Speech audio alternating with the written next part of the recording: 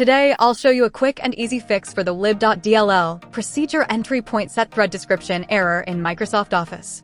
Follow these steps exactly. Step 1. Run command prompt as admin. Go to the Windows search bar. Type CMD. Right-click on command prompt, choose Run as administrator. Click Yes. Step 2. Run the repair commands. Now run these commands one by one. These commands repair your Office installation. Command 1.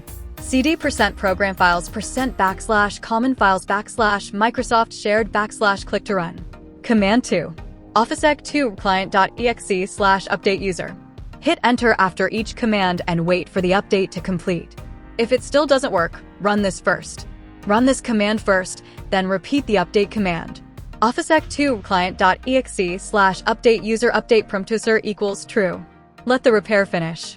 Step 3. Disable Office auto updates. Open Word or any Office app. Go to File Account. Click Update Options, disable updates. This prevents Office from reinstalling the corrupted version again. That's it.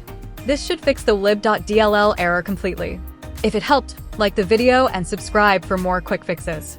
Thank you for watching. To be what I want, I'll keep dreaming.